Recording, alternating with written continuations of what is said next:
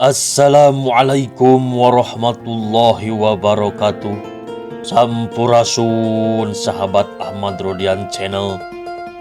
Berdasarkan cerita tokoh masyarakat Desa Bongkok, setelah saya telusuri dan penelusuran pun dimulai sekitar jam 13.00 waktu Indonesia Barat atau ba'da zuhur sampai dengan pas selesai azan maghrib, dimulai Polsek Paseh, perangkat Desa Bongkok, tokoh masyarakat Desa Bongkok, Ustadz Apip dan Ustadz Aziz, dapat keterangan bahwa Desa Bongkok merupakan sebuah desa yang berada di wilayah Kecamatan Paseh, Kabupaten Sumedang, Jawa Barat, Indonesia.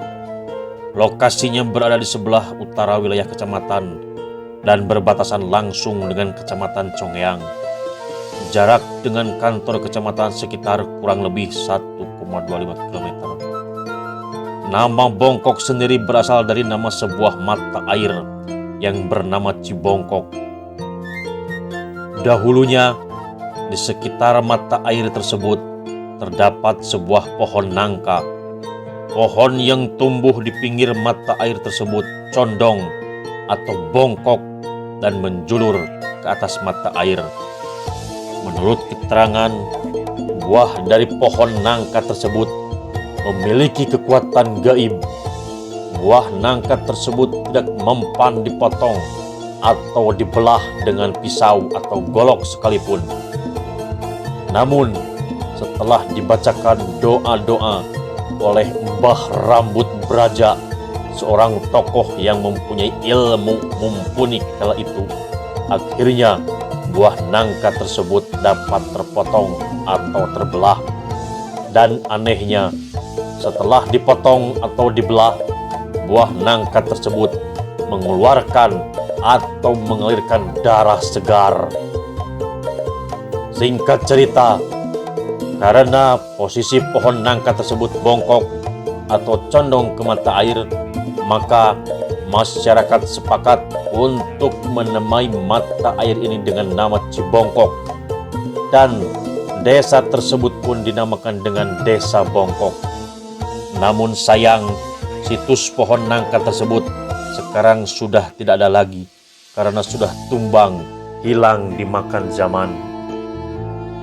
Dahulu mata air Cibongkok tersebut dikeramatkan dan air tersebut dinamai dengan air Cikawedukan, yang artinya adalah air kekebalan dari segala jenis senjata maupun penyakit. Terus air Cikajayaan, yang artinya adalah untuk supaya keadaan lebih mapan dan menguntungkan baik dalam segi materi maupun jiwa. Dan yang terakhir adalah air Cikahuripan. Air Cikahuripan ini penuh makna dan bisa menambah semangat sekaligus motivasi dalam menjalani kehidupan. Kahuripan berarti kehidupan yang baik.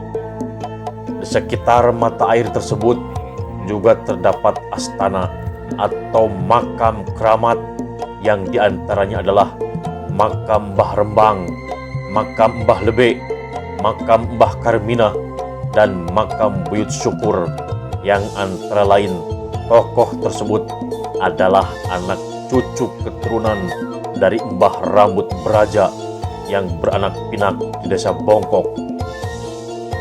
Lalu, siapakah Mbah Rambut Braja tersebut dan dari manakah asalnya? Mari kita simak sama-sama.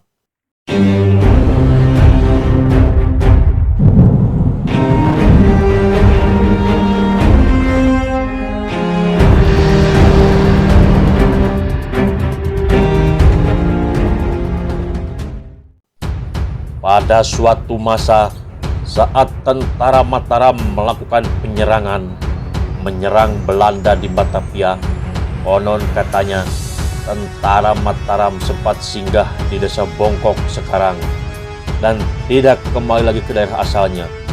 Tentara Mataram yang menetap di Desa Bongkok tersebut yaitu Mbah Rambut Braja, Mbah Suta Braja, Mbah Ali Basah, dan Mbah Gomplok, serta Mbah Buyut Amin.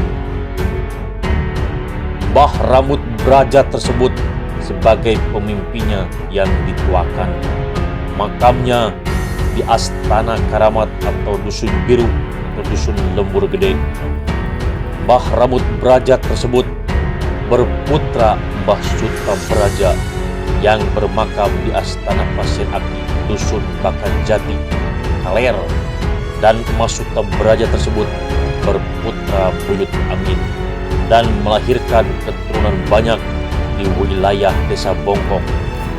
Makam Buyut Amin tersebut berdekatan-dekat dengan makam ayahnya, yaitu Mbah Suta Braja. Terus tentara Mataram yang lainnya yaitu Mbah Ali Basah. Mbah Ali Basah adalah seorang gandek atau pendamping Mbah Rambut Braja atau sebagai panglima. Makamnya tidak jauh dari Mbah Rambut Braja, sekitar kurang lebih 40 meteran jaraknya, dan masih satu lokasi. Ada hal keanehan atau keunikan cerita dari Mbah Ali Basah tersebut. Menurut Ustadz Aziz, bahwa sebelum berangkat ke Batavia, Mbah Rambut Braja bersama rombongan pasukan akan berangkat, dan seorang pengawalnya atau panglimanya mau ikut, yang tidak lain adalah Mbah Ali Basah itu sendiri. Namun Mbah Ali Basah dilarang ikut. Singkat cerita, sesampainya di Desa Pamulihan, Kecamatan Situraja, Sumedang sekarang, Mbah Rambut Braja bergumam, seandainya saja ngawalku Mbah Ali Basah ikut. Singkat cerita, tak lama setelah Mbah Rambut Braja berkata demikian, tiba-tiba muncullah Mbah Ali Basah keluar loncat dari kantong saku baju Mbah Rambut Braja, dan Mbah Ali Basah bilang, "Aku di sini tuanku, ikut dalam kantong saku baju tuanku." Sungguh kejadian yang menakjubkan walaupun di luar nalar manusia awam, dan Mbah Rambut Braja pun sangat senang dan tidak kaget melihat kesaktian macam itu, dikarenakan sudah tahu dan sering melihat ilmu kesaktian semacam itu. Karena Mbah Rambut Braja pun memang memiliki kesaktian yang luar biasa. Terus yang terakhir adalah Mbah Gomplok yang merupakan tentara Mataram juga yang ikut bersama Mbah Rambut Braja. Mbah Gomplok tersebut bermakam di Astana Malongkong, Dusun Lubakan Kondang, Desa Bongkok. Beliau mempunyai kelebihan atau keahlian dalam bidang pertanian, makanya beliau disebut Mbah Gomplok. Gomplok di sini diartikan sebagai subur, karena memang beliau selain ahli dalam ilmu perang, Mbah Gomplok ahli juga dalam bidang pertanian, yang dalam bertaninya apa yang ditanam selalu subur, makanya beliau dinamakan Mbah Gomplok atau subur. Semua tentara yang sudah saya sebutkan tadi menetap dan berkembang biak secara turun-temurun, dan sebagian turunannya ada yang menyebar keluar Desa Bongkok seperti Congyang dan Paseh. Menurut keterangan bahwa setelah penyerangan Batavia itu, Desa Bongkok diurus oleh tentara Mataram yang sudah saya ceritakan tadi. Pada tahun 1816 sampai 1940 dan selanjutnya, kepemimpinan Desa Bongkok diteruskan oleh keturunannya yang secara kronologis waktu Kuwu-Kuwu atau kepala Desa Bongkok yang memimpin Desa Bongkok diantaranya yaitu Pak Haji Patah tahun 1940 sampai 1942, Pak Sumarta tahun 1942 sampai 1943, Pak Mat Taib tahun 1943 sampai 1946, Pak Suhri tahun 1946 sampai 1947, Pak Basuni tahun 1947 sampai 1948, Pak Basri tahun 1948 sampai 1966, Pak Adma tahun 1967 sampai 1970, Pak Ibing Satibi tahun 1970 sampai 1983.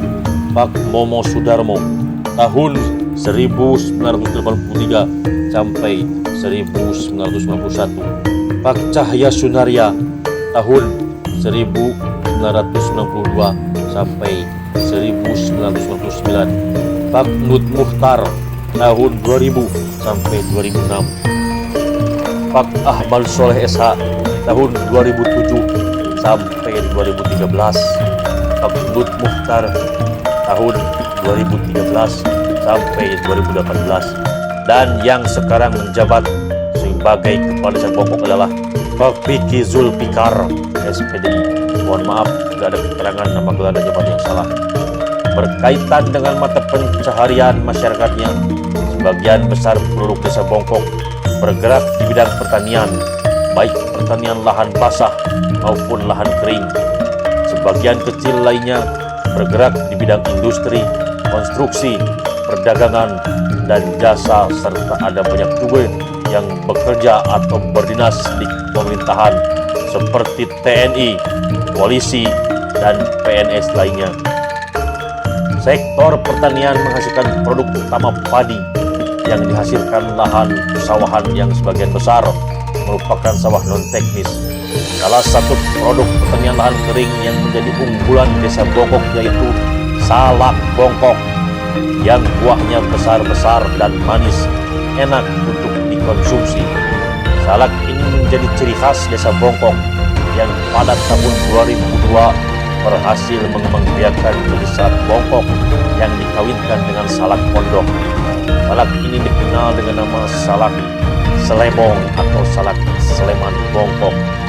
Sementara di sektor industri yang menjadi andalan Desa Bongkok adalah industri mebel. Banyak sekali Desa Bongkok khususnya dan Kecamatan Pasir umumnya yang menjadi pengusaha di sektor industri mebel dari bahan kayu-kayu dari alam Kecamatan Pasir Sumedang, Jawa Barat, dan sudah berkembang serta menghasilkan dan menjadi produk unggulan Desa Bongkok Pasir Sumedang. Berkaitan dengan bidang wisata, belum ada tempat wisata yang menjadi andalan Desa Bongkok. Yang mungkin dikembangkan adalah wisata cagar budaya atau wisata religi untuk para peziarah. Wisata cagar budaya yang terdapat Desa Bongkok diantaranya adalah yang sudah saya ceritakan tadi, pertama yaitu situs makam Mbah Suta Praja, makam Mbah Rambut Praja, makam Mbah Ali Basah, makam Mbah Bongklok, dan situs Cai Bongkok yang menjadi nama desa tersebut yaitu Desa Bongkok. Baiklah sahabat Ahmad Rodian Channel, demikian yang dapat saya sampaikan. Mudah-mudahan bermanfaat, menambah informasi, dan mudah-mudahan menghibur. Wassalamualaikum warahmatullahi wabarakatuh. Sampurasun.